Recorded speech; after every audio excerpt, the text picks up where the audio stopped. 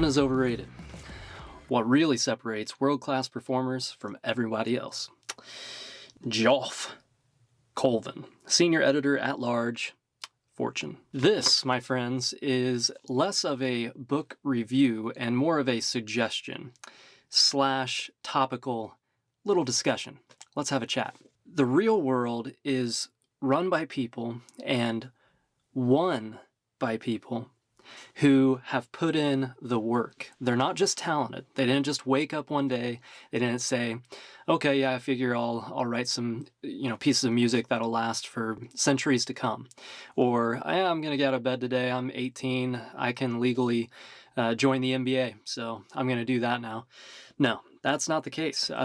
Is there such thing as talent? Absolutely. Is there such thing as people being gifted more so than others? Yes, there's really talent given to people out there in the world. But how many times have you even seen this yourself?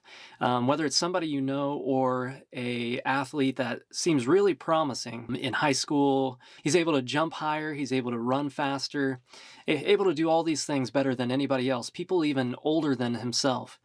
Yet you see them crash and burn.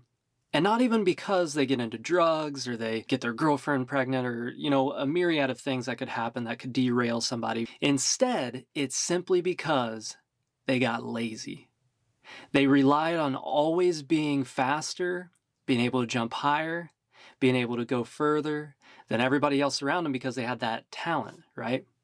Well, as this book says, and as I believe, and I've been learning over this last about year now, talent is in fact overrated. And if there's something overrated and that's talent, then something that's underrated, my friends, is work. Hard work. It's completely underrated because I think one of the main reasons, there's numerous reasons, but I think one of the main reasons I want to get to for you guys is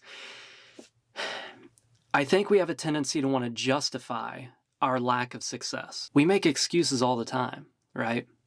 And we could very well be tall enough to be in the NBA. We very well could be fast enough to compete with collegiate athletes, or, we could be smart enough to be the next great business person. But are we willing to put in the hard work to take that framework and give it an engine that drives it to success? I don't think a lot of people are, and I think instead people like to actually find something to justify them not working hard. Whether that's, again, blaming not having enough talent or a myriad of other things. So this book, I suggest, and again, I'm not really going to go through an in-depth review on it, but I suggest it because it helped me think through that very thing. It gives some data, and it also gives a few different stories that I recall that impacted me because I read this about 2 years ago now. So those stories really stayed with me if I'm remembering it 2 years later because I haven't really slept since having kids. So my memory isn't as good as it once was. So evidently those stories were truly impactful. And one of them was one about Mozart. Whenever I hear somebody mention Mozart, so talk to people about Mozart or hear people talk about him or reference him, right? I'm no Beethoven or I'm no Mozart. Why do people say that? Well, usually what people mean is, I'm not as talented, I'm not as naturally, innately gifted as those individuals were. Now that very well may be true. I'm not denying that part. But I think that we have to be more aware of what's really happening. We're actually saying, whether we know it or not, I'm not willing to work as hard as Mozart or Beethoven. The story of Mozart in here is an interesting one. From what I recall, he grew up with a father who was very musically inclined as well, had worked hard as a musician and created numerous pieces himself. And Mozart, actually, when he started out and he created some of his first pieces, they very much resembled his father's work.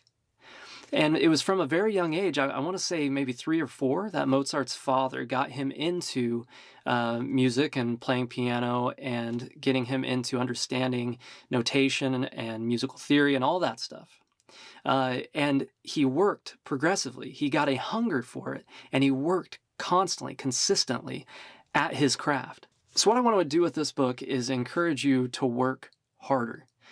I think a lot of people out there have a lot more potential than they realize. A lot of people who we dub talented, that talent had to be developed, shaped, molded by hours, days, weeks, years of hard work, day in and day out. My hope is that if you read this book, and if you even just take what I've said, that you will no longer make the excuse that, oh, so-and-so is just more talented, and instead look at yourself and ask yourself, am I not succeeding because I'm unwilling to put in the effort?